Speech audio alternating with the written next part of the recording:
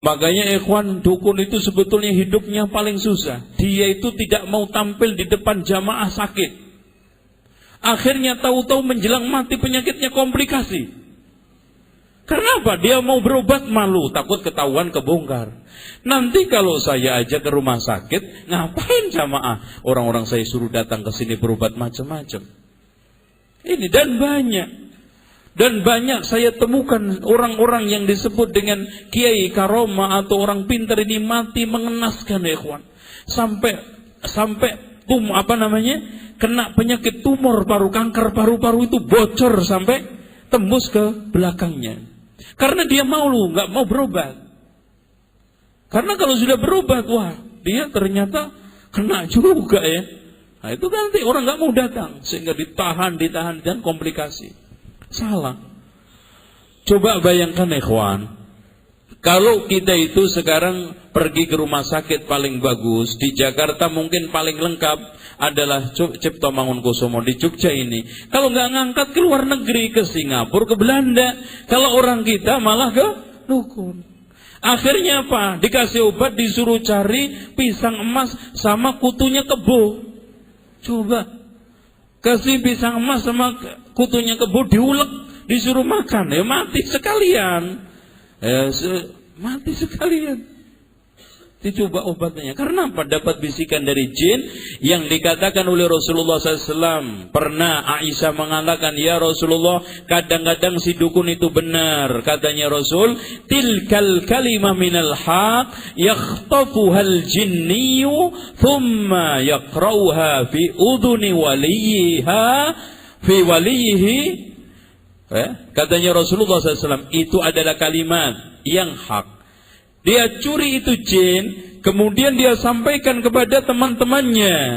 Fayakhlituna ma'aha mi'ata kidbatin, dicampur dengan 100 kedustaan.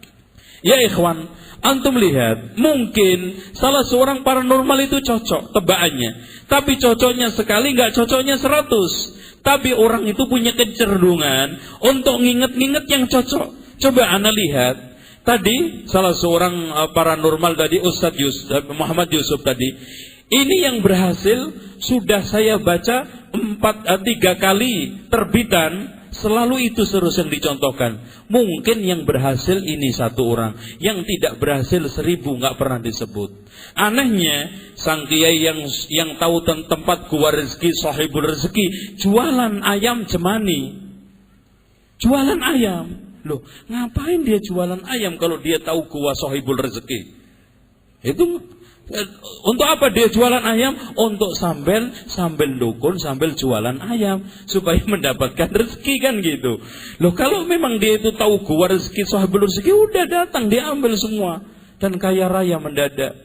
Dan inilah tidak akan bisa dipahami orang awam kalau nggak ngaji seperti ini. Maunya orang kita itu Pak, memang terobsesi dengan Sunan Bonang. Padahal Sunan Bonang tidak pernah punya kesaktian seperti itu, bisa nyulap buah kolang-kaling jadi emas. Coba, memang kita itu diajari mistis sehingga tidak pernah maju. Orang-orang Amerika, Eropa datang ke Indonesia ke privat nguras emas dengan teknologi canggih, dengan peralatan-peralatan yang canggih, miliaran mungkin bahkan triliunan. Orang kita cuman puas dengan ilmu nyulap buah kolang-kaling jadi emas. Lombok ya sekalian kelapa kan gede-gede, pelung, sekalian batangnya 7 turunan nggak habis. Ini sehingga nggak pernah maju. Akhirnya apa? Lihat, tambang dikuras orang asing, emas perak dikuras orang asing. Kita cukup nunggu ilmu nyulah buah kolang-kaling jadi emas. Ya, itu akhirnya yang terjadi. Nauzubillah min dzalik. Ya, tidak sembuh-sembuh kalau tidak kembali kepada agama yang hak. Ya. Selanjutnya hadirin sekalian, salah kaprah ya di dalam mandang paranormal. Mereka selalu menjadikan orang pintar paranormal, dukun, tabib dan sebangsa menjadi tempat bertanya, tempat mengadu, tempat curhat, segala keluh kesah masalah keluarga ke dukun, masalah bisnis ke dukun, masalah jabatan ke dukun, bahkan dia persaingan yang mungkin tidak kuat ke dukun. Harusnya kan persaingan dilawan dengan manajemen yang bagus, tidak, datanglah ke dukun sehingga akhirnya apa? Suruh nyantet lawannya, suruh neluh lawannya. Tidak realistis. Kembali syirik lagi. Dan tolong ikhwan, sandat-sandat itu tidaklah jalan kecuali dia telah melakukan kemungkaran yang nyata. Di antara mereka ada yang baca mantra sambil junub menduduki Quran. Di antara mereka ada yang menjadikan Quran itu sebagai gapyak, sebagai ini Pak, apa gapyak itu? Sebagai sandal, sambil dia buang hajat dibaca mantra itu. Nah ini, ya memang tembus, tapi kan kafir. Habis itu dia kufur, dan tidak ada kufur akbar. Antum bayangkan ya ikhwan, orang-orang yang mengolok-olok sahabatnya Rasulullah ketika pada waktu pergi pulang dari perang Hunain.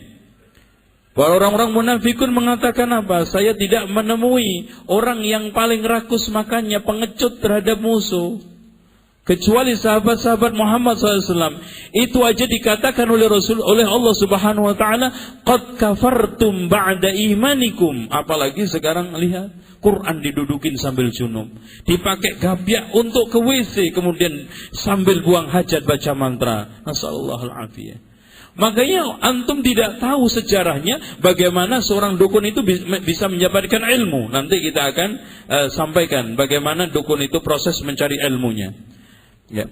Pandangan masyarakat awam terhadap paranormal tadi secara umum, status paranormal dukun dalam kacamata masyarakat awam sebuah status sosial yang sangat terhormat dan bergengsi. Terbukti dari mulai kalangan pejabat, pengusaha kecil, pengusaha konglomerat, pedagang asongan, petani, nelayan, kaum pelajar, sampai ya ikhwan untuk lulus ujian UN, ujian nasional datang ke dukun. Dikasih kertas, disuruh bakar, dimasukkan ke dalam air lalu diminum. Coba, nanti mau ujian malah sakit. Gimana bisa pinter? Atau beli pulpen harganya 500.000 untuk jawab, dijatuhin begini. Plak, wah ini berarti cocok. Ya, kapan canggihnya kita?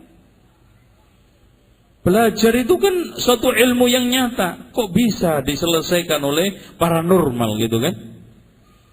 Dengan demikian, untuk melancarkan usahanya, datang rame-rame ke paranormal, dukun atau kiai karomah. Itulah fenomena realita yang tidak boleh dipandang dengan sebelah mata. Sebuah fakta yang sangat memprihatinkan, tidak bisa dipungkirin. Siapapun da'i yang bertanggung jawab dan punya kepedulian terhadap akidah Islam tidak boleh membiarkan mereka terjerumus ke dalam jurang kesyirikan.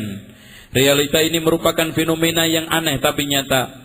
Orang berakal sehat akan bertanya-tanya, mengapa di zaman teknologi dan komunikasi yang serba canggih ini ternyata klinik mistik dan perdukunan masih lengket, bahkan terkesan semakin laris manis dan dibangga-banggakan masyarakat. Adalah kabar yang tak sedap didengar dan tidak bisa ditutup-tutupin bahwa tokoh-tokoh nasional, pemuka masyarakat dan para pejabat tinggi maupun rendahan banyak yang masih menyerahkan persoalan kehidupan kepada paranormal. Yang maju memang teknologinya, tapi jiwa otak masyarakat banyak yang masih rapuh dan terbelakang. Sebab utama dari semua itu adalah karena ajaran nenek moyang menjadi rujukan, tradisi dan budaya menjadi acuan praktek keagamaan. Akidah mereka masih belum benar dan banyak tokoh agama yang membela mati-matian terhadap dunia klinik dan perdukunan. Bahkan belum ada yang sama sekali terkena sentuhan tauhid yang murni dan ilmu yang benar. Apalagi kecenderungan manusia lebih suka dengan hal-hal yang serba instan, cepat saji dalam bentuk nyata. Langsung utangnya bisa kebayar, pangkatnya cepat naik, dan dagangannya lah di situ penginnya. Ya, tidak sabar menunggu pahala yang akan datang nanti di akhirat. Mereka amat suka bila sekarang di dunia memperoleh kenikmatan dunia kontan. Pokoknya serba kontan. Apalagi dijanjiin surga, mati aja belum, pahala. Apa sih pahala?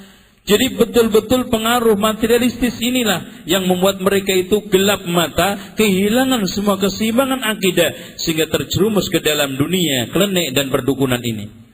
Melihat fenomena ini, maka upaya paling utama adalah memahamkan akidah, hakikat tauhid, menjelaskan bahaya syirik, menanamkan rasa tawakal yang kuat kepada Allah, menanamkan pemahaman pentingnya mencari harta yang halal, dan mengembalikan umat Islam kepada Al-Quran dan Sunnah menurut pemahaman salafus saleh. Nah ikhwan, ternyata kebodohan umat sumber malapetaka. Dari zaman dulu sampai sekarang, Banyaknya orang memusuhi kebenaran sampai para nabi ini umat-umatnya para nabi memusuhi nabinya karena kebodohan.